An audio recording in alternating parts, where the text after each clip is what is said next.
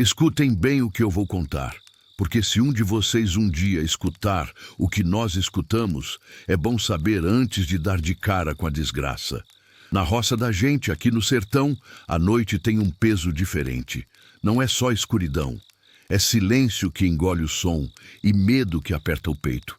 A gente já está acostumado com bicho, com assombração de beira de estrada, com lobisomem que corre solto quando o calendário vira, mas o que aconteceu naquela madrugada, há 3 anos, com Severino, aquilo não tinha nome, nem forma conhecida pela fé de cristão. O Severino era um homem de Deus, forte feito um touro e temente. Ele não temia o capeta, dizia que o diabo só pega quem dá abertura. Mas naquela noite, o capeta veio de forma que a gente não esperava. Começou com o gado berrando desesperado no curral, um berro que não era de fome ou de onça. Era pavor puro. Fui ver, eu e o Zé de Tonho. A lua estava quase escondida e a escuridão era tão grossa que parecia que a gente andava dentro de um poço de piche. Chegando lá, o cheiro bateu na gente primeiro. Enxofre, carniça e algo doce, enjoativo, como flor podre. E o rastro. O rastro. Grande demais, pisando firme, mas torto, como se o que andasse ali não tivesse articulação certa. Era o rastro que Severino viu. Ele acordou com o berreiro, viu a marca na terra batida e a loucura bateu. Pegou a espingarda, a faca de mato, mas o que ele levou mesmo foi a Bíblia, aberta no Salmo 91. Ele gritava que ia expulsar a praga da nossa terra. Eu gritei para ele parar, que aquilo não era caça, que aquilo cheirava a coisa ruim que não se mata com bala. Mas ele correu para dentro da mata fechada, gritando o nome de Deus e pedindo fogo divino.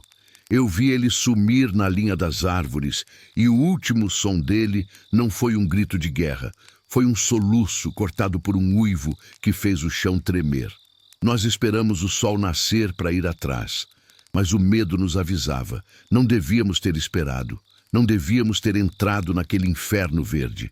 Agora eu conto isso para vocês, porque a gente precisa falar do que assombra para que a praga não venha atrás, de quem guarda o segredo. E você, meu amigo, já viveu alguma coisa que te fez duvidar da sua própria fé? Me conta aqui nos comentários o que te assombra, para a gente saber que não estamos sozinhos nessa escuridão. Eu preciso saber.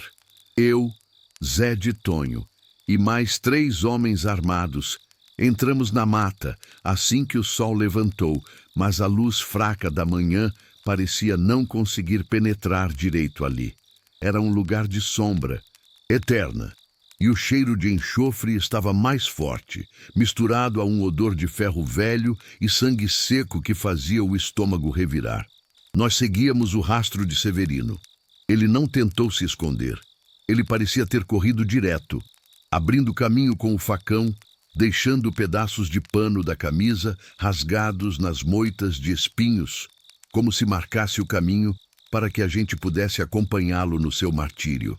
Mas o que mais nos aterrorizava não era o rastro dele, era o rastro que vinha junto. Aquela pisada pesada e torta estava em todo lugar, sempre paralela à de Severino, mas nunca o alcançando, como se a coisa estivesse escoltando ele ou se divertindo com a perseguição. Era um jogo macabro, em que Severino era o brinquedo e nós éramos a plateia atrasada, caminhando para o que sabíamos ser um fim terrível. Logo na primeira hora de busca, a gente achou o primeiro sinal de luta. Não era só um sinal, era um sacrifício. A terra estava revirada e ali jazia a espingarda de Severino, jogada de lado, o cano torto e a coronha partida ao meio, como se tivesse sido torcida por uma força descomunal, algo que não respeitava a resistência do metal ou da madeira mais dura. A espingarda estava fria e viscosa ao toque, e perto dela encontramos a Bíblia. O livro não estava rasgado, mas sim molhado, encharcado de uma baba grossa e transparente que fedia a esgoto e desinfetante ao mesmo tempo, uma combinação que fazia a mente gritar que aquilo não era natural. Eu peguei a Bíblia com a ponta dos dedos, e quando abri, As páginas estavam coladas. O Zé de Tonho tentou limpar e descolar uma delas. Na página que Severino deixou aberta no Salmo 91, o que devia ser a promessa de proteção divina, havia agora uma marca horrível, não feita a tinta ou sangue, mas como se tivesse sido queimada. Era um símbolo, uma espiral irregular, feita de ossos moídos, um desenho que parecia dançar quando a gente olhava fixamente, prometendo loucura e dor. A fé de Severino tinha sido profanada. O silêncio que se seguiu foi pior que o berro mais alto, porque a gente soube ali que não estávamos buscando um homem perdido. Estávamos nos metendo num lugar onde a lei de Deus não entrava mais.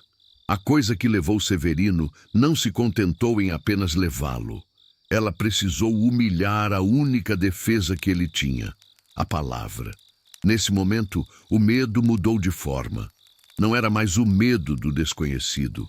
Era o terror da blasfêmia, de saber que a força ali presente tinha poder não só sobre a carne, mas sobre a alma e sobre a santidade. O Zé de Tonho caiu de joelhos e começou a rezar em voz baixa, repetindo orações que a gente não sabia de onde vinham. Orações antigas, que pareciam mais encantamentos de proteção do que súplicas. Eu mandei ele calar a boca. Se o demônio zombou da Bíblia, rezar em voz alta só ia servir para chamar a atenção da coisa diretamente para a gente. E eu não queria que aquela coisa soubesse que tínhamos encontrado o rastro dela, nem que tínhamos tocado no que restou da fé de Severino. Seguir em frente se tornou uma decisão difícil, mas recuar era ainda pior. Recuar significava deixar Severino entregue àquela abominação, significava permitir que aquela força maligna tivesse vencido totalmente, e a gente não podia permitir isso, não depois de ver a forma como a Bíblia tinha sido ultrajada e a espingarda de caça quebrada em pedaços miúdos e disformes. A gente se recompôs, os olhos grudados nas sombras, a respiração presa, e voltamos a caminhar, agora mais devagar, mais cautelosos, sabendo que a cada passo que dávamos na direção de onde Severino foi arrastado, a gente estava mais perto de pisar no inferno que ele encontrou e do qual jamais conseguiu retornar. À medida que avançávamos, a mata ficava mais densa e o sol sumia de vez, mesmo sendo meio-dia lá fora.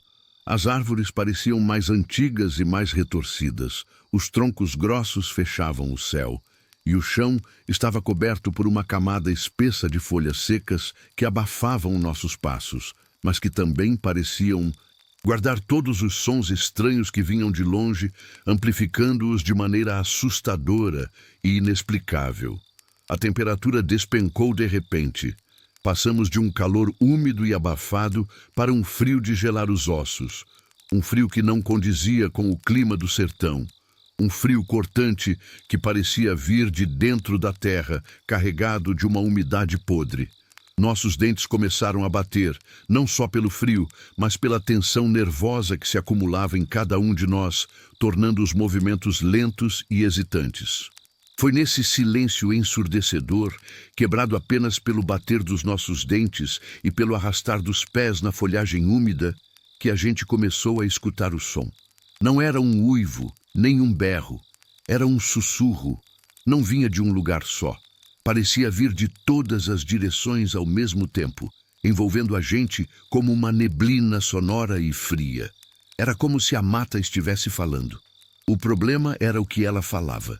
Eram palavras em uma língua que ninguém conhecia, guturais, ásperas, mas com uma cadência que parecia zombar da linguagem humana, misturando consoantes secas e vogais longas, formando um som que feria os ouvidos e a mente, prometendo coisas terríveis e inomináveis que a gente não conseguia, por sorte, compreender o significado real.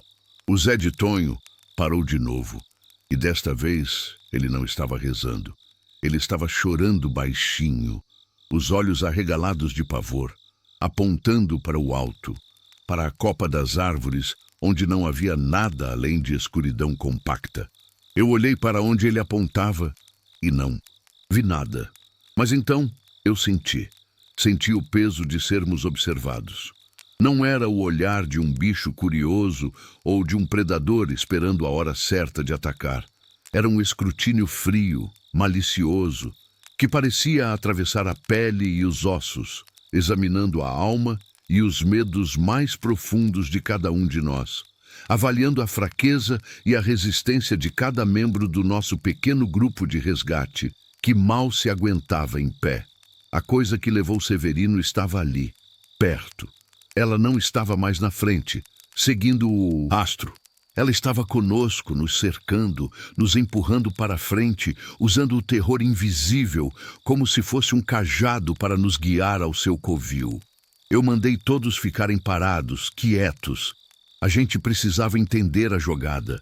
Se a coisa estava nos observando, ela esperava que a gente fizesse um movimento, que a gente entrasse em pânico e se dispersasse, tornando a caça mais fácil para ela. Tentei manter a calma, respirando fundo o ar pesado e fétido. O sussurro aumentou, ficando mais próximo, e agora parecia haver uma voz dentro daquele coro de sílabas alienígenas. Uma voz conhecida. Era a voz de Severino. Mas não era ele. Era uma imitação cruel, um som gutural que tentava replicar o jeito dele falar, mas estava distorcido, arrastado, como se as cordas vocais estivessem sendo esticadas além do limite da resistência. Vem, amigos, aqui é bom. Ele me deu a verdade. A voz imitava Severino, mas a cadência era lenta e úmida, pingando de maldade. Era uma armadilha óbvia, mas a maldade em usar a voz do nosso amigo para nos atrair foi o golpe mais baixo. O Zé de Tonho gritou e correu, não para frente, mas para trás, cego de terror, largando o fuzil e batendo em várias árvores. Eu e os outros 3 tivemos que nos segurar, o corpo tremendo, o suor escorrendo frio. Tivemos que escolher. Correr atrás do Zé de Tonho, arriscando nos perder e ser caçados um por um, ou seguir a trilha de Severino na esperança de pegá-lo antes que a coisa terminasse o que começou. A gente escolheu Severino, e a voz dele, zombeteira, ecoou atrás de nós quando seguimos em frente, nos garantindo que a criatura havia adorado a nossa decisão de continuar na direção de um destino que sabíamos ser de pura escuridão. Continuamos seguindo, mas agora o grupo estava em frangalhos, a disciplina quebrada, a fé abalada. Os 3 homens restantes comigo mal conseguiam sustentar o peso dos próprios pés, e eu sentia o medo deles como se fosse o meu próprio, uma dor física no meu peito que fazia a respiração falhar. A mata, naquele ponto, não era mais só escura, ela era hostil. Os galhos secos pareciam chicotear o ar, e a vegetação rasteira se enroscava nos nossos tornozelos, tentando nos derrubar. O chão ficou lamacento de repente, uma lama preta e grossa que não parecia ser de chuva, mas sim uma gosma escura que exalava o mesmo cheiro enjoativo que senti lá no curral. Foi quando paramos de ver pegadas humanas. O rastro de Severino sumiu, abruptamente, como se ele tivesse sido erguido no... Só restou a marca da criatura. O rastro torto e pesado, mais fundo na lama escura, agora sem a companhia da pisada de homem. O pânico bateu de novo, e eu tive que usar toda a minha força e autoridade para impedir que os 2 homens que restavam saíssem correndo na mesma direção do Zé de Tonho. Porque sabíamos que se o bicho tinha parado de andar, era porque ele tinha finalmente pego a presa e agora estava à espera da próxima vítima. Eu mandei ficarmos parados, de costas um para o outro, cobrindo todas as direções, as armas prontas, apontadas para a escuridão que nos engolia. Foi nesse momento de tensão máxima que a gente viu. Não foi o bicho inteiro, não foi uma forma completa. Graças a Deus. Foi apenas um vislumbre, uma distorção do ar, a uns 50 metros de distância, entre os troncos mais grossos, onde a sombra era mais densa e impenetrável. Parecia um buraco na realidade. Não era sólido, mas absorvia a pouca luz que ousava chegar ali. E dentro daquele espaço distorcido, uma massa escura se movia. Era grande, muito grande. A gente não via pernas ou braços definidos, mas conseguia distinguir uma silhueta que era, ao mesmo tempo, muito forte e muito desengonçada.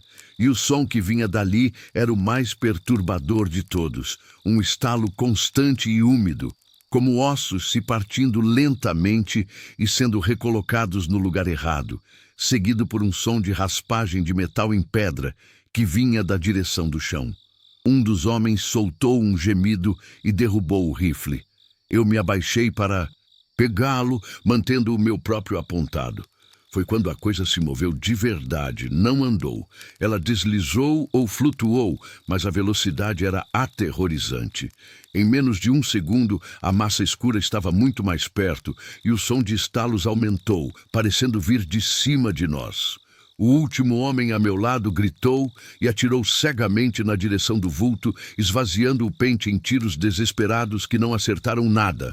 Apenas arranharam a casca de uma árvore velha, fazendo faíscas. A criatura riu. Sim, ela riu, mas não com a voz de Severino, nem com o sussurro gutural. O riso era um som oco e seco, como um coco rachando, mas com uma maldade infinita por trás. Eu senti o ar quente, fétido e grosso em cima de mim e recuei instintivamente, caindo na lama escura e fria. Levantei o rifle, mirei na direção do som, mas não havia mais nada ali. A coisa havia sumido tão rápido quanto apareceu, deixando para trás apenas a vibração de medo que percorria a terra, e o som dos estalos ainda ecoando nos ouvidos, como um aviso de que não estávamos seguros e que a caça estava prestes a virar o jogo, com o predador se tornando a presa. Decidimos correr.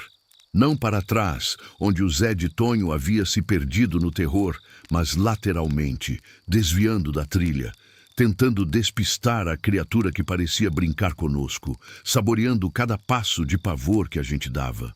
Corremos pelo que pareceram horas, a respiração cortada, os músculos queimando, a lama escura sujando cada pedaço do nosso corpo, as folhas e galhos nos ferindo sem que a gente sentisse a dor imediata, apenas o terror que anestesiava tudo.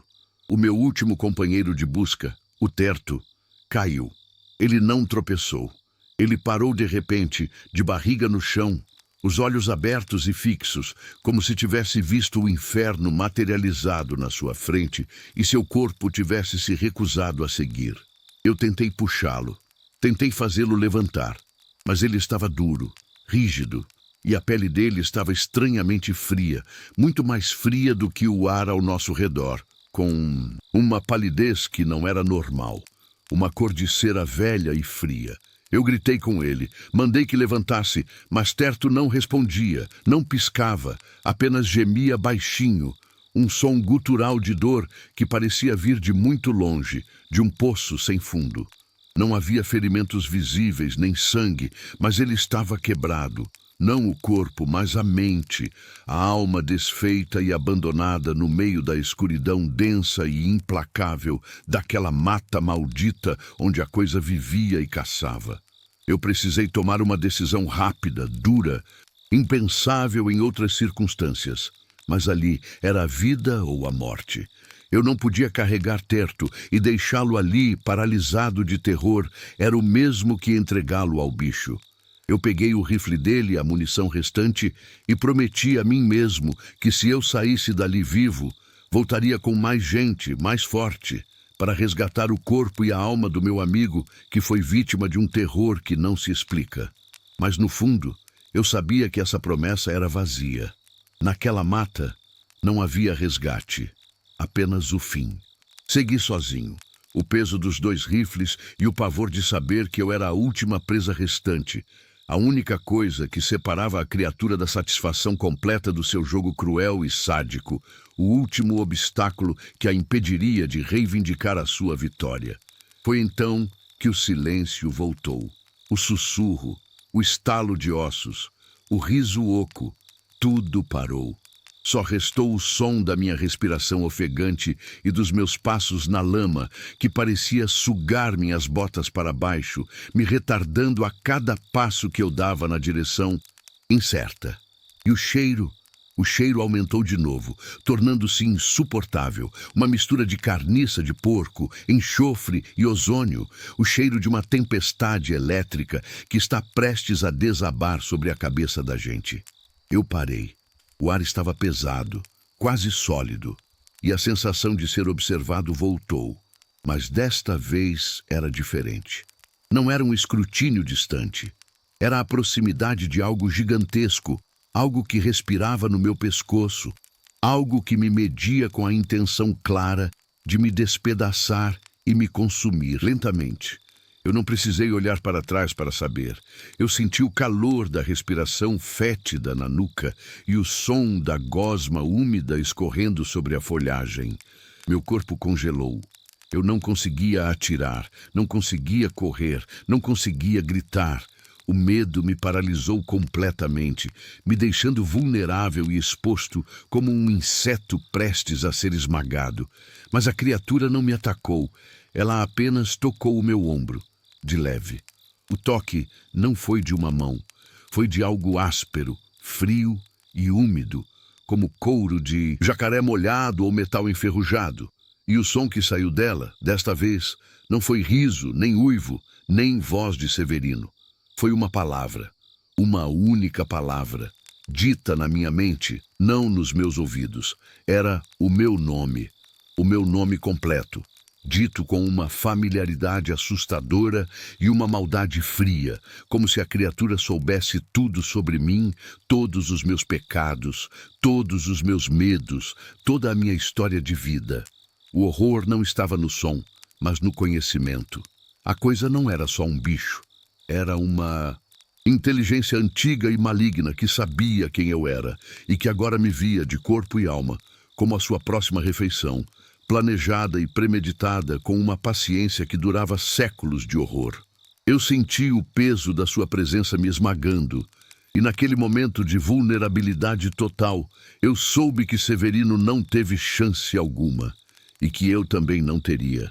No momento em que a criatura pronunciou o meu nome na minha cabeça, o feitiço do pavor absoluto se quebrou por um instante e o instinto de sobrevivência, por mais irracional que fosse, assumiu o controle do meu corpo, me dando uma força inesperada e desesperada, capaz de superar o medo que me prendia. Eu não olhei para trás. Simplesmente atirei o meu rifle para cima, gritando o mais alto que pude, e mergulhei para a frente, rolando na lama, tentando me afastar da presença opressiva e fétida que estava bem atrás de mim, que havia me tocado de forma tão íntima e perigosa. O grito da criatura foi imediato. Não era um som que se pudesse descrever.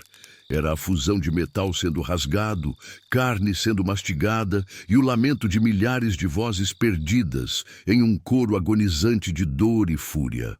A explosão de som me jogou para a frente e o choque foi tão forte que senti meus tímpanos vibrando dolorosamente. E a dor que se seguiu me deixou atordoado por um momento fugaz e terrível. Quando consegui me levantar, cambaleante e quase cego pela lama e pelo medo, eu me vi numa clareira. Não era uma clareira natural.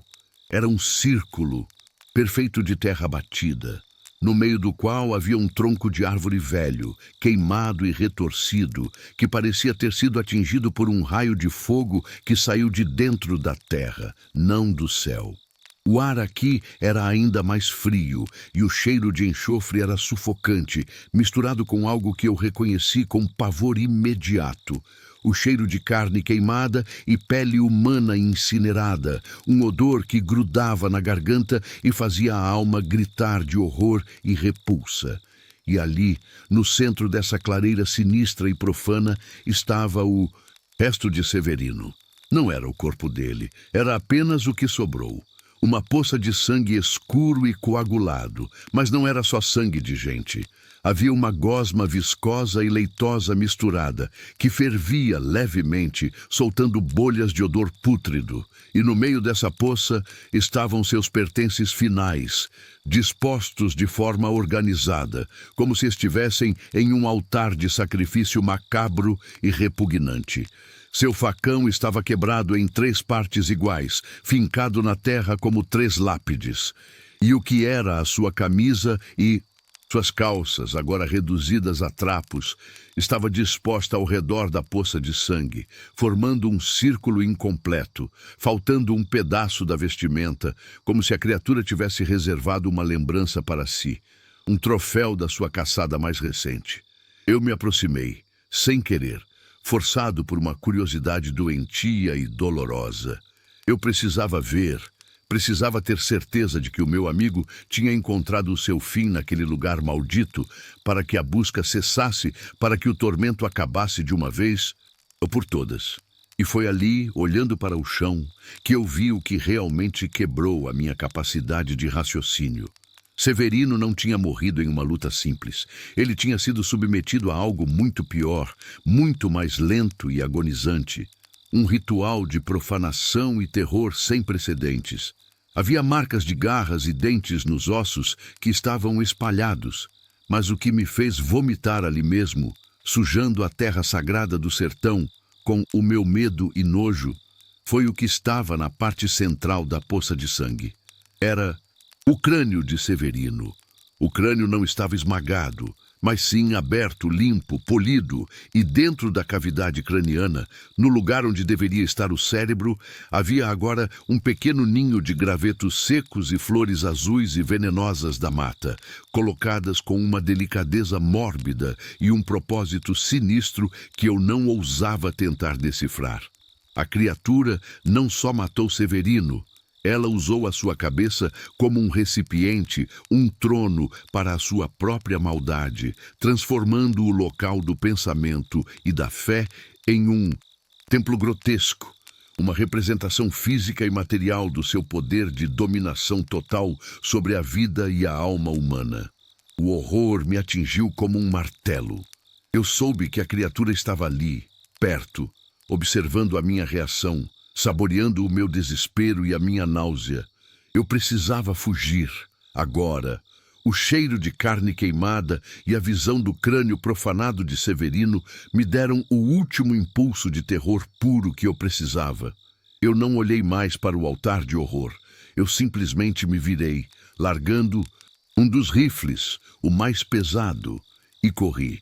Não me importava para onde eu corria, apenas que estivesse na direção oposta àquela clareira maldita, para fora daquele inferno verde onde a vida se tornava escárnio e a fé era profanada. Eu corria sem direção, batendo nos galhos, tropeçando nas raízes. Mas o medo era um combustível que impulsionava o meu corpo muito além dos limites da resistência humana normal, me fazendo ignorar a dor e o cansaço que deveriam me derrubar no chão. Eu corria, e o silêncio, que havia se instalado quando eu estava na clareira, se quebrou novamente, substituído por um som que vinha atrás de mim. Não era o uivo nem o riso. Era o som do chão sendo rasgado. Um som alto, úmido e potente de algo grande se movendo com uma velocidade inacreditável na floresta densa, derrubando árvores jovens e esmagando tudo o que estava no seu caminho, vindo diretamente na minha perseguição desesperada, como um trem de carga desgovernado. A criatura estava vindo. Ela não estava mais brincando. Ela estava furiosa, ou talvez apenas satisfeita e pronta para concluir a sua caçada. E eu era o último que restava daquele grupo de desavisados que ousaram entrar no seu domínio. Eu acelerei, mas a mata parecia estar trabalhando contra mim. Os cipós pareciam se enroscar mais nas minhas pernas, as pedras surgiam do nada e a escuridão parecia se adensar, me cegando a cada passo que eu dava na direção da salvação, que parecia cada vez mais distante e impossível. De repente, a força da perseguição aumentou. Eu não ouvia mais o som de árvores caindo, mas sentia o vento quente e fétido passando por mim, e a terra tremia sob os meus pés a cada impacto da criatura que se movia atrás de mim, cada vez mais perto, cada vez mais rápida. Eu podia sentir o cheiro de enxofre e ozônio queimando meus pulmões. Olhei para o lado por um instante, um erro fatal, e vi, não a criatura toda, mas um pedaço dela, passando por entre as árvores. Era uma massa negra e disforme, coberta por algo que parecia escamas duras e úmidas, e no centro dessa massa, o que pareciam ser olhos múltiplos, vermelhos e brilhantes, como brasas incandescentes no meio da escuridão mais absoluta. O som dos estalos de ossos voltou, alto, parecendo que a criatura estava se reajustando, se contorcendo para me alcançar de forma mais eficaz. Talvez esticando um membro ou mudando a sua forma para ser mais rápida e letal na sua fúria e na sua busca implacável. Eu gritei, não um grito de socorro, mas um grito de pavor e repulsa total. E naquele grito eu joguei toda a minha fé, toda a minha esperança, toda a minha vontade de viver que ainda restava. Eu larguei o último rifle, me livrando do peso, e usei o resto da minha energia para me lançar em uma corrida final, cega e desesperada, em direção ao que eu esperava ser a fronteira daquele lugar maldito, o limite onde o mal parecia ter sido contido por algum poder ancestral. E então eu vi um clarão, uma luz fraca no meio das árvores. Era à beira da mata, cerca de arame farpado que delimitava a propriedade, a promessa da civilização, da vida normal, do dia. Eu corri com tudo o que eu tinha, os pulmões em chamas, o coração explodindo no peito, as lágrimas e o suor se misturando na minha face coberta de lama. O som do rasgar de terra atrás de mim era ensurdecedor, e eu sabia que eu não tinha mais tempo. Eu me lancei contra a cerca de arame, sem me importar com os arames farpados que me rasgaram a pele das mãos e do rosto em tiras dolorosas. E caí, do outro lado, na terra batida da pastagem. A criatura parou. Ela parou exatamente na linha da cerca. Eu olhei para trás, ofegante, sangrando e tremendo incontrolavelmente, e vi a massa disforme, os olhos vermelhos brilhando intensamente na sombra da mata escura, e a criatura permaneceu ali, imóvel, parada, observando como se houvesse uma barreira invisível que ela não podia, ou não queria, cruzar, respeitando o limite daquele lugar que ela havia profanado. Eu rastejei para longe da cerca, os olhos grudados naquela massa escura e ameaçadora, o coração batendo descompassado no peito, cada centímetro me afastando daquele pesadelo que eu havia vivido. A criatura ficou ali parada, por um tempo que me pareceu uma eternidade, seus múltiplos olhos vermelhos fixos em mim, me julgando, me examinando, me marcando, talvez. Não houve mais som de estalos nem sussurros, apenas o silêncio denso e opressor da sua presença, que era mais aterrorizante do que qualquer grito de fúria. Finalmente, a criatura se virou, lenta e deliberadamente, e começou a se mover de volta para a escuridão total da mata, deslizando sobre a terra. A massa disforme diminuindo até sumir por completo na sombra impenetrável das árvores que haviam engolido Severino e os meus amigos que caíram na busca. Eu fiquei ali, na pastagem, deitado na terra, chorando e tremendo, a dor dos cortes e do terror se misturando em uma agonia que parecia não ter fim. Eu consegui sair da mata, mas eu sei que não saí ileso. A coisa me tocou, me chamou pelo nome, viu a minha alma, e essa certeza me assombra mais do que qualquer ferimento físico que eu possa ter sofrido na minha fuga desesperada e irracional. Quando o sol nasceu de novo, o mundo parecia normal, mas para mim, a normalidade estava quebrada para sempre. Ninguém voltou para buscar os corpos. Ninguém mais teve coragem de se aproximar daquela mata amaldiçoada, nem mesmo para tentar recuperar os restos mortais de Severino ou o Terto. A gente cercou a área com cruzes e preces, mas a gente sabe que isso é só para o nosso próprio conforto, porque a criatura que mora lá dentro não se importa com madeira nem com a fé dos homens que vivem do lado de fora. Nós voltamos para as nossas casas, mas levamos a escuridão conosco. A história foi contada em sussurros, a culpa e o medo nos unindo em um pacto silencioso de terror. Nós não falamos mais o nome de Severino em voz alta. Nunca mais. Nem o nome dos outros que se perderam naquela busca em glória. Fazemos isso porque acreditamos, com a certeza fria de quem viu o horror face a face, que se a gente falar o nome dele, a criatura vai se lembrar da sua caçada e vai vir buscar o que resta de nós, o que ela não conseguiu levar naquela noite terrível e inominável. E até hoje, quando a lua se esconde e a escuridão fica total, a gente escuta um uivo. Não é o som de um animal, é o som de uma vitória fria e antiga que ecoa na mata, lembrando a todos nós que o preço de entrar no domínio daquela coisa é a vida e o esquecimento eterno. E quando a gente escuta, a gente se encolhe, tranca as portas e reza. Rezamos muito, para que ela não se lembre do meu nome, para que o silêncio da noite nos proteja. E se você escutar o uivo, saiba que ele não está chamando Severino, ele está chamando você e ele conhece o seu nome. Durma bem, se conseguir.